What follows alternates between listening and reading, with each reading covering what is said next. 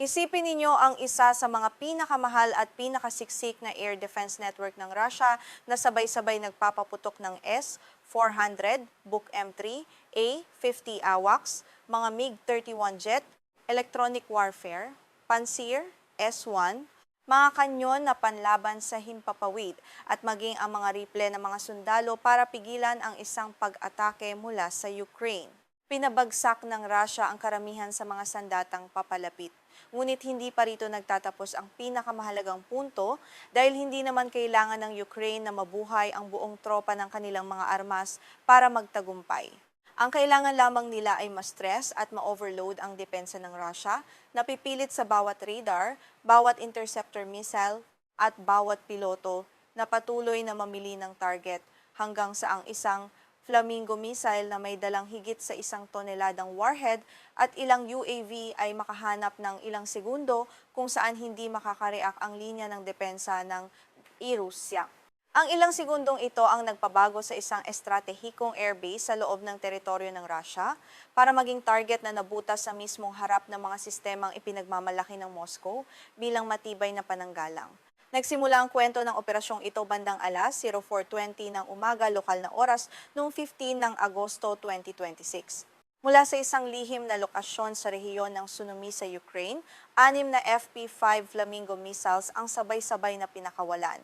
Ayon sa mga nakalap na datos, ang Flamingo ay may sukat na halos doble ng isang Tomahawk missile at mabilis na bumulusok sa mababang altitude na umaabot lamang sa 150 feet bago lumiko papuntang silangan patungo sa estratehikong Savasika Air Base sa rehiyon ng Nizhny Novgorod.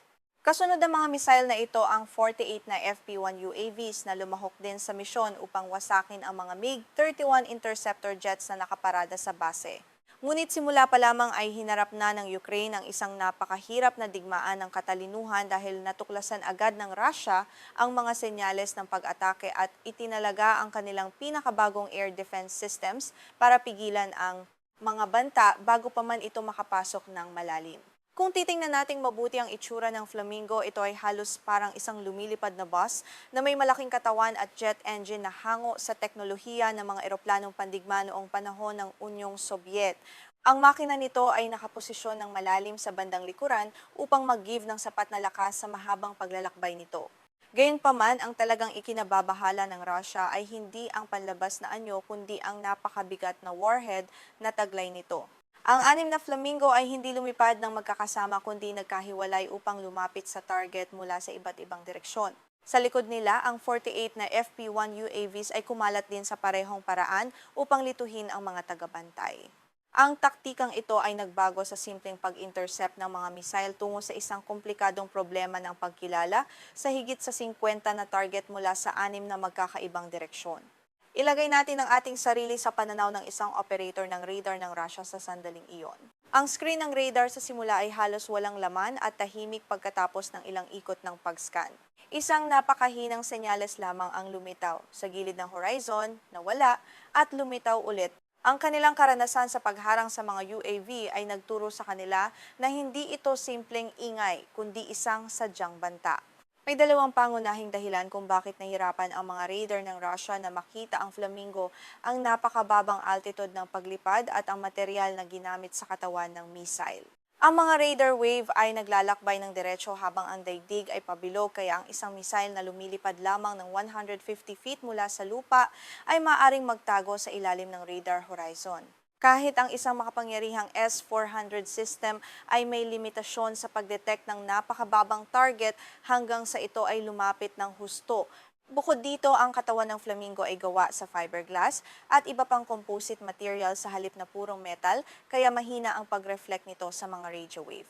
Bagamat ang makina ay naglalaman ng mga piyesang metal na lumilikha ng senyales sa tamang anggulo, ang mga maliliit na pagbabagong ito ang nagpahirap sa mga tagabantay. Ang mga maliliit na refleksyon na ito ang tanging nagbigay daan upang sa huli ay mapansin pa rin ang paparating na pormasyon. Ngunit ang ganitong kakayahang magtago ay may kapalit na malaking sakripisyo na tinanggap ng Ukraine. Ang paglipad sa taas na 150 feet ay nangangahulugan na ang hangin ay masiksik at mabigat na nagpapataas ng air resistance at pumipilit sa makina na sumunog ng mas maraming gasolina habang mayroon pa silang daan-daang milya na lalakbayin. Gayunpaman, handang isakripisyo ng Ukraine ang efficiency ng gasolina upang patuloy na putulin ang detection chain ng Russia. Dito makikita ang isang mahalagang aspeto ng kanilang estratehiya. Hindi sila nagpilit na lumikha ng isang ganap na invisible na sandata, kundi ginamit nila ang batas ng pisika, ang hugis ng lupa, at ang limitasyon ng mga radar para mapilitan ng isang long-range system na lumaban sa pinakamasamang kondisyon. Sa pamamagitan nito, ang mga sistema ng depensa ay nawalan ng sapat na oras upang magdesisyon ng mahinahon. Makalipas ang ilang sandali, ang S-400 Triumph ay nagtagumpay na mapanatili ang isang matatag na signal ng sapat na tagal para makabuo ng plano sa pag-atake. Ang mga 40 and 6E interceptor missiles ay pinakawalan patungo sa mga target na lumilipad ng malapit sa lupa. Ang unang Flamingo ay tuluyang napinsala at bumagsak dahil sa isang proximity warhead na sumabog sa malapit. Subalit ang susunod na interceptor missile ay nalinlang at nahigop ng isang FP-1 UAV na nagdala ng Luniberg Lens Radar Reflector. Ang kagamitang ito ay nagpapalaki ng husto sa radar cross-section ng maliit na drone kaya nagmukha itong isang napakalaking target sa screen. Ang homing head ng missile ay pinili ang mas malakas na signal at pinabagsak ang FP-1 sa halip na ang tunay na Flamingo na nasa unahan. Ito ang mismong diwa ng saturation tactics ng Ukraine sa labanang ito.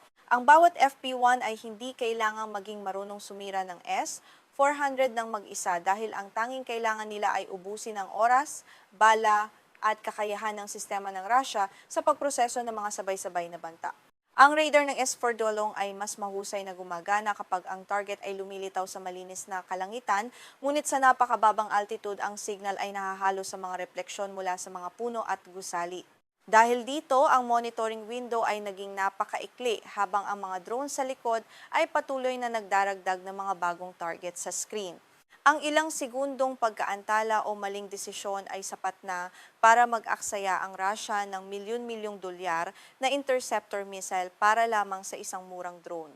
Pinatunayan ng Russia na kaya nilang magpabagsak ng Flamingo, ngunit pinatunayan din ng Ukraine na para mahanap ang tamang Flamingo sa gitna ng mahigit 50 na mababang target, kailangang bayaran ng Russia ang oras at ang dami ng bala. Ang natitirang 5 Flamingo ay nagpatuloy sa kanilang pagbaba patungo sa Savasika Base. Ang sumunod na linya ng depensa ay ang Buk M3 system kasama ang 9S36M radar nito. Ang isang FP5 ay nalak ng radar ng sapat na tagal para ihanda ang pagpapaputok ng 9M317M missile, ngunit bago pa man makumpleto ang pagpapaputok, narating ng Flamingo ang waypoint nito at biglang nagbago ng direksyon. Dito pumasok ang epekto ng tinatawag na Doppler shift. Bagamat ang missile ay patuloy na lumilipad sa bilis ng mga 550 mph, nang ang direksyon ng paglipad nito ay naging halos patayo sa linya ng paningin ng radar, ang radial velocity ay bumulusok pababa. Sa anggulo na 75 degrees, ang nakita lamang ng radar ay ang bahagi ng mga 48 miles per hour, sa 89 degrees ay mas mababa sa 10 miles per hour, at sa 90 degrees ay halos naging zero sa matematika. Sa loob ng ilang ikot ng pag-scan, ang isang napakabilis na bagay ay mukhang halos nakatayo kumpara sa lupa, de inesente. Kaya ang signal nito ay pumasok sa rehiyon kung saan ang mga clutter filter ay idinisenyo upang mag-alis ng mga hindi gustong ingay. Ang track ay humina ng humina hanggang sa ito ay tuluyang nawala bago pa man tuluyang umalis ng tubo ang 9M3170M missile. Mahalagang tandaan na hindi ito inilarawan bilang isang komplikadong electronic jamming attack. Ang Flamingo ay dumaan lamang sa radar beam sa eksaktong sandali na sinusubukan ng algorithm na pag-aralan kung alin ang totoong target at alin ang refleksyon mula sa lupa. Posibleng hindi naman sinadya ng Ukraine ang eksaktong anggulong ito, ngunit ang zigzag flight path ay lumikha ng napakagandang pagkakataon nang ito ay biglang lumiko. Nang muling lumitaw ang target sa screen, sarado na ang pagkakataon para sa isang mabilis na pag-atake. Ang natitirang 5 Flamingo ay nagpatuloy ng mas malalim sa teritoryo ng Russia. Sa sumusunod na 25 minuto, ang ground radar network ng Russia ay hindi na muling nakapagpanatili ng matatag na track sa mga ito. Isang istasyon ang nakakita ng signal sa loob ng ilang segundo, habang ang isa naman ay nakakita ng tuldok sa ibang lugar bago ito muling mawala. Sa command map, ang mga hiwalay na tuldok na ito ay hindi sapat para patunayan kung ito ba ay isang missile, maraming UAV o simpleng interference lamang. Dahil dito, napilitan ang Russia na dalhin ang kanilang airborne monitoring system sa laban. Sa taas na humigit kumulang 30,000 feet, ang isang A-50 airborne warning aircraft na nagpapatrolya ay may ganap na naiibang anggulo ng paningin. Sa simula, ang Shmel radar ng A-50 ay nakatanggap din lamang ng isang maliit na signal sa gitna ng mga drone, sibilyan na eroplano at iba pang refleksyon mula sa lupa. Ang target ay minarkahan muna bilang hindi pa natukoy. Sa susunod na pag-scan, nawala ito nang dumaan sa lugar na may malakas na clutter. Ngunit nang ang flamingo ay lumiko sa susunod na waypoint, ang anggulo ng refleksyon mula sa mga bahaging metal sa paligid ng makina ay nagbago na lumikha ng isang bagong liwanag sa screen. Pinagsama ng operator ng A-50 ang lumang posisyon at ang bagong posisyon, inihambing ang distansya, oras at bilis hanggang sa napagtanto niyang ang lahat ng ito ay tumutugma sa isang bagay na gumagalaw sa bilis ng isang cruise missile. Sinimulan ng Russia na pag-ugnay ng lahat ng datos. Ang signal sa kanluran, ang tuldok na lumitaw makalipas ang ilang minuto sa silangan, ang nawalang track ng Buk M3 at ang bagong signal mula sa A-50. Nang pagdurugtungin ng mga tuldok na ito, nabuo ang isang malinaw na landas na tuwirang patungo sa Savasica. Agad na itinaas ang antas ng prioridad ng pagbabanta dahil malinaw na hindi ito karaniwang reconnaissance UAV. Ginamit ng A-50 ang bilis, direksyon at nakaraang track para hulaan kung saan susunod na lilitaw ang target sa halip na tumitig lamang sa huling posisyon nito. Isang signal ang lumitaw sa eksaktong gilid ng hinulaang lugar. Alam na ng Russia na sinusubaybayan nila ang iisang cruise missile at naglabas na sila ng direktiba para sa pag-intercept. Ang mga coordinate, altitude at direksyon ng paglapit ay ipinasa ng A-50 sa isang MiG-31 na lumipad mula sa Savasleya. Ang radar ng MiG-31 ay nanatiling tahimik sa simula dahil maaari itong umasa sa mga datos na ibinigay ng A-50. Ang dalawang makina ng D-30 F6 ay binuksan ng buong lakas, itinulak ang 40 toneladang interceptor jet mula sa runway. Ang MiG-31 ay umakyat ng mataas, bumilis, lumipad ng mas maaga sa hinulaang daanan at lumiko para gawing diretsyong pag-atake ang paghabol. Sa layong mga 150 milya, pinakawalan ng MiG-31 ang R-37M missile. Ang missile ay bumulusok ng higit sa Mach 5 at bumaba mula sa mataas na langit patungo sa target na lumilipad lamang sa taas na 150 feet. Patuloy na ibinigay ng A-50 ang mga coordinates sa gitna ng paglalakbay hanggang sa ang homing head ng R-37M na ang kumontrol. Sumabog ang warhead sa malapit at tuluyang pinabagsak ang pangalawang flamingo. Nagpatuloy ang MiG-31 sa pagpasok sa formasyon. Nang bumaba ang distansya sa mga 50 milya, nahuli ng sensor nito ang isa pang flamingo at pinakawalan ang R-73. Ang infrared seeker ay nakalock sa init na lumalabas mula sa makina sa likod ng FP5. Hindi na naiwasan ng flamingo ang isang sandata na may ganitong kakayahang umikot at ang missile ay sumabog sa tabi ng likuran, sinira ang makina at ang sistema ng pagkontrol. Dito inilipat ng Ukraine ang papel ng natitirang mga FP1 upang maging kasangkapan sa pag-overload ng sistema. Ang natitirang 47 na FP1 ay mabilis na umakyat sa mas mataas na altitude, tinaasan ng kapangyarihan at binuksan ng mga radar reflector amplifiers. Sa screen ng Zaslon ng MiG-31, ang malinis na larawan ng mga target ay biglang napuno ng dosenang mga naglalakihang trap. Ang isang piloto na dating humahabol sa ilang flamingo ay naharap ngayon sa isang buong pulutong ng mga banta. Ibinaba ng MiG-31 ang ilong, dumaan sa gilid ng formasyon at lumipat sa 6 na baril na 23 mm na may dalang mga 260 bala at napakabilis na bilis ng pagpapaputok. Ang isang segundong pagpindot sa gatilyo ay kayang ubusin ang kalahati ng bala. Ang mga putok ay lumikha ng sunod-sunod na pinsala, bumasag sa mga pakpak o sumira sa mga makina ng maraming UAV. Umikot ang MiG-31 para sa isa pang pag-ikot hanggang sa kabuuang 6 na mungan ng FP1 ang nasira. Gayunpaman, sa puntong ito nagsimulang magbunga ang kalamangan sa dami ng panig ng Ukraine. Ang natitirang 31 na FP1 ay mabilis na nagkahiwalay sa iba't ibang direksyon at altitude. Ang bawat individual na drone ay hindi sapat ang halaga para gastusan ng Russia ng mamahaling long-range missile, ngunit ang buong kawan ng mga ito ay pumilit sa radar, piloto at A-50 na hatiin ang kanilang atensyon. Walang hanggang oras ang Russia dahil ang nag-iisang A-50 ay nagpapanatili ng malawak na larawan sa kalangitan habang ang MiG-31 ay nakagamit na ng mga missile at malapit nang maubos ang bala ng baril. Ang dalawang makina ng D-30 F6 ay nagbigay ng kinakailangang bilis, ngunit sinunog din ang napakaraming gasolina. Nang suriin ng piloto ang gasolina, napag-alaman niyang umabot na ito sa hangganan kung saan kailangan na niyang bumalik. Humingi ng pahintulot ang MiG-31 na umalis sa laban at bumalik sa Savasleya. Sa ibaba, naroon pa rin ang 3 Flamingo at 31 na FP-1 na nagpapatuloy sa paglipad. Nang umalis ang Russian jet sa corridor, ang 3 Flamingo ay muli na namang bumaba sa 150 feet at nagpatuloy ng 100 milya papasok sa teritoryo ng Russia. Lumipat ang Russia sa electronic warfare at itinaas na mga EW station ang kanilang kapangyarihan, kabilang ang Murmansk BN. Kung kailangan pa ng Flamingo ang short-range radio para tumanggap ng utos o mag-update ng target mula sa Ukraine, matutuklasan ito ng Russia at maaari nilang i-jam ang frequency na iyon. Subalit ang problema ay ang 3 FP5 ay hindi nagpapadala ng datos pabalik sa Ukraine at hindi rin nila alam na ang mga kasama nilang lumilipad ay pinabagsak na ng MiG-31. Mula nang umalis sila sa Sunumi, ang kanilang misyon ay nakabatay na lamang sa pagsunod sa nakaprogramang serye ng mga waypoint. Ang mas malaking banta ay ang pag-jam sa GNSS. Ang signal patungo sa lupa ay natural na mahina kaya ang jammer station ay kailangan lamang lumikha ng mas malakas na enerhiya sa receiver para sirain ang signal-to-noise ratio. Ang katumpakan ng satellite ng Flamingo ay nagsimulang manghina, ngunit ang navigation system ay hindi agad nawala ng direksyon. Inilarawan ang mekanismo laban sa pag-jam kung saan ang isang CRPA antenna ay kayang lumikha ng mga electronic null zones patungo sa ground jamming source habang inuuna ang signal mula sa kalangitan.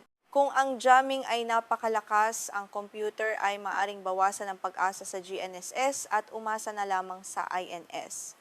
Ang INS ay hindi nangangailangan ng anumang panlabas na signal. Ang mga gyro at accelerometer ay patuloy na kinakalkula kung gaano kalaki ang pag-ikot ng missile, kung paano ito bumilis, at kung aling direksyon ito gumalaw mula noong huling update. Ang error ay naiipon sa paglipas ng panahon, ngunit sa loob ng ilang 10 minuto ay kaya pa rin itong panatilihin ang Flamingo sa loob ng tamang daanan upang patuloy itong ihatid ng autopilot sa mga waypoint nito. Ang ArduPilot-style software ay humawak sa mga hindi gaanong dramatikong gawain tulad ng pagpapanatili ng altitude, bilis, anggulo at paglipat sa pagitan ng mga waypoint. Ipinahayag ng Farpoint na ang kanilang software system ay idinisenyo para ipagpatuloy ang pagpuntirya sa ilalim ng matinding electronic warfare environment. Kasabay nito, ginagamit ng FP5 ang sopistikadong IIR thermal imaging seeker sa huling yugto ng pag-atake. Kaya sa puntong ito, hindi na kailangan ng Flamingo na makita ang base, kundi kailangan lamang nitong ipagpatuloy ang paglipad patungo sa nakaprogramang coordinate habang sinusubukan ng Russia na lituhin ang 3 Flamingo.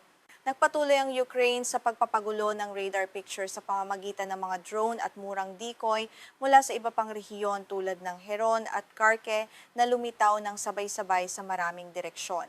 Ang mga drone na ito ay hindi kinakailangang dumaan sa buong sistema ng depensa, kundi kailangan lamang nilang lumikha ng mga bagong desisyon para sa command center. Ang bawat bagong track ay nagtulak sa mga pinuno ng Russia na sagutin kung ano ito, saan ito pupunta, at kung karapat-dapat bang gastusan ng interceptor missile.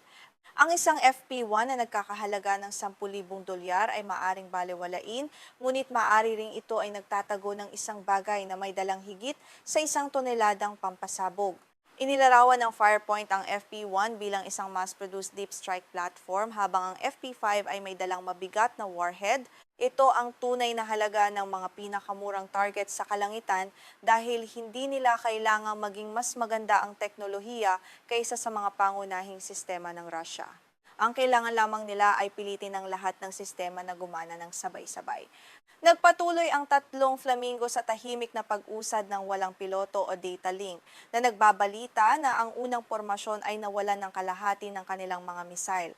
Ang INS ay patuloy na binilang ang bawat galaw, ang autopilot ay pinanatili ang ilong patungo sa susunod na waypoint, at ang satellite system ay patuloy na naghanap ng malinis na signal sa kabila ng pag-jam. Sinubukan ng Russia na alisin ang kakayahan ng ground radar sa pag-obserba, nagpalipad ng mga interceptor at sinubukan ding alisin ang kakayahan sa pag-navigate, ngunit ang 3 Flamingo ay nagpatuloy patungo sa Savasica. May mga 10 milya sa kanluran ng hangganan ng base, ang huling linya ng depensa na Pansir S-1 ay nahuli ang matatag na truck ng nangungunang FP5.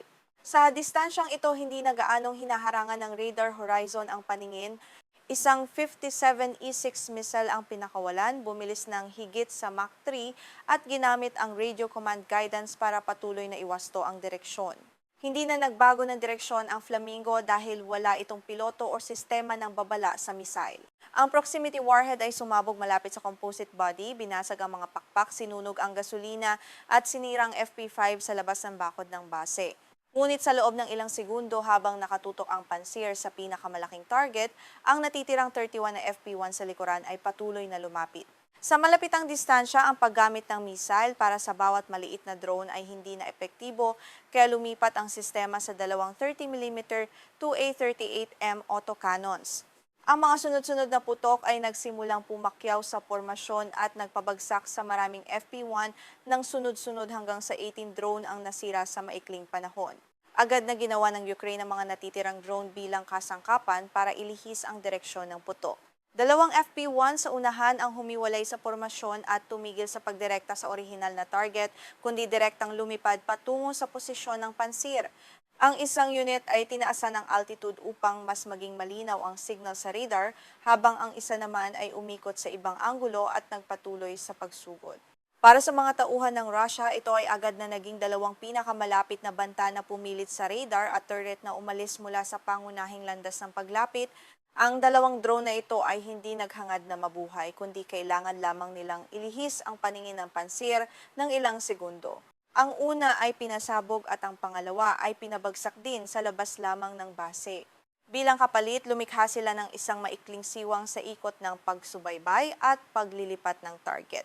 Sa mga segundong iyon, binago ng iba pang mga FP1 ang kanilang direksyon at nilampasan ang lugar na iniwan ng baril. Nang bumalik ang pansir sa pagtingin sa unahan, ang distansya ay hindi na 10 milya kundi ilang milya na lamang mula sa base. Ang bawat segundong pagkaantala sa sandaling ito ay katumbas ng daan-daang talampakan na pagsulong patungo sa layunin. Matapos mawala ng 18 drone dahil sa baril at dalawa pang decoy, 11 na FP1 pa rin ang sumusugod kasama ang huling dalawang Flamingo. Mahalagang bigyang diin na ang pansir ay hindi pa paralisado dahil ang radar ay umiikot pa rin at mayroon pang bala ang mga baril, ngunit ang lokasyon ng labanan ay ganap nang nagbago. Hindi na lumalaban ang Russia sa malalayong bahagi kung saan may oras pa ang air defense crew na tumuklas, mag-uri-uri at mamili ng paraan ng pagsira. Ang lahat ng target ay sumugod na sa malapit na depensa sa paligid ng base. Sa tuwing nakatutok ang Russia sa pag-aayos ng isang target, ang iba pa ay sumusulong ng daan-daang yarda. Ang huling dalawang Flamingo ay lumapit sa pinakaloob na bahagi at nagkaroon pa ng pagkakataon ang pansir na magpakawala ng 57 E6 sa pinakamalapit na FP5. Sumabog ang interceptor missile sa tabi ng katawan, binasag ang mga pakpak at ginawang bolang apoy ang Flamingo sa labas ng bakod. Ang huling FP5 na lamang ang natira habang ang 11 na FP1 ay nagsimulang umakyat para ihanda ang kanilang huling pagbaba. Ang dalawang 30mm na baril ng pansir ay itinaas ang mga nguso at nagpaputok pataas, kaya 3 drone ang bumagsak habang umakyat sila at inilantad ang kanilang sarili. Ngunit sa puntong ito, ang pansir ay hindi na nag-iisa ang nagpaputok dahil ang mga rifle at machine gun mula sa mga tore ng bantay sa paligid ng paliparan ay sabay-sabay na nagpapaputok sa mga FP1. Ang mga sundalong Ruso ay gumamit ng mga rifle na uri ng AK para lumikha ng makakapal na linya ng putok. Ang mga drone ay lumilipad sa bilis na higit sa 100 miles per hour, kaya ang bintana ng pagpapaputok ay ilang segundo lamang, ngunit ang distansya ay sapat na malapit para maging mapanganib din ang lakas ng mga sundalo sa lupa. 4 na FP1 pa ang napabagsak bago sila makalampas sa huling zona ng seguridad. Gayunpaman, nang lumipat ang putok sa susunod na target, huli na ang lahat. Ang huling Flamingo kasamang 4 pang natitirang FP1 ay lumampas sa hangganan ng base. Dito umabot sa rurok ang buong operasyon pagkatapos ng daan-daang milya ng pagharang ng S-400, Buk M3, A-50 MiG-31 Electronic Warfare Pansir at ng mga rifle ng mga sundalo, nang ang isang Flamingo ay lumitaw sa loob ng operasyonal na zona ng Savasica. Ang mabigat na warhead ay bumulusok sa lugar ng mga hangar at sumabog, sinira ang mga gusali sa paligid at nagdulot ng malubhang pinsala sa mga eroplanong nakapark sa loob. Halos kasabay nito, ang 4 na natitirang FP1 ay bumulusok sa iba't ibang punto. Ang isa ay tumama sa lugar ng panggatong, ang pangalawa ay sumugod sa isang hangar, Ang pangatlo ay sumabog sa runway at ang huli ay tumama sa lugar ng paradahan ng eroplano at technical na suporta. Ang pag-atake sa pasilidad ng panggatong ang lumikha ng pinakamalaking sunog. Ang mga panggatong sasakyan sa lupa at iba pang madaling masunog na materyales ay nag-apoy ng sunod-sunod na lumikha ng marami pang pagsabog pagkatapos ng unang tama. Ang maitim na usok ay mabilis na tumakip sa bahagi ng paliparan. Ang mga debris at mga hukay mula sa pagbagsak ay nagpilit na ihinto ang mga operasyon sa runway. Kapag binuod natin ang lahat ng numero para makita ang epekto, nagsimula ang Ukraine sa 6 na Flamingo at 48 na FP-1 at bagamat ang karamihan sa kanila ay hindi kailanman nakarating sa target dahil sa pagpapakilos ng Russia ng S-400 Buk M3, MiG-31, A-50, Electronic Warfare Panzer S-1 at ng mga riple ng mga sundalo, ito ang pinakabuod ng pag-atake. Hindi binuo ng Ukraine ang kanilang plano sa maling pag-aasa na ang lahat ng Kim-4 na kagamitan ay mabubuhay kundi pinilit nila ang network ng Russia na labanan ang bawat patong ng target. Pinilit nila ang radar na mag-uri-uri, pinilit ang mga mamahaling missile na mamili sa pagitan ng Flamingo at mga decoy, pinilit ang MiG-31 na sunugin ang gasolina at mga bala, pinilit ang electronic warfare na maghanap ng signal na maaaring hindi ginagamit ng missile at pinilit ang pansir na patuloy na lumipat ng target sa pagitan ng mga FP-1 na handang magsakripisyo at ng Flamingo. Ang tagumpay na ito ay nagpapakita ng isang malinaw na aral sa modernong digmaan tungkol sa pagod at pagkaubos ng mga mapagkukunan. Hindi na kailangan ng Ukraine na patunayan na walang silbi ang S-400, walang magawa ang MiG-31 o hindi kayang magpabagsak ng UAV ng pansir. Ipinakita ng mga datos na pinabagsak ng Russia ang napakaraming target, ngunit ang kailangan lamang patunayan ng Ukraine ay walang network sa mundong ito na perpekto kapag sabay-sabay nitong hinaharap ang napakaraming banta na may magkakaibang antas ng panganib at halaga. Sa digmaan ng pagkaubos, ang isang buong sistema ng depensa ay maaring gumana ng tama sa karamihan ng oras, ngunit kung ito ay mahuhuli lamang ng ilang segundo sa tamang sandali, ang isang missile na may dalang higit sa 1 toneladang pampasabog kasama ang ilang murang drone ay sapat na para ipadama ang kamalian sa mismong runway ng Russia.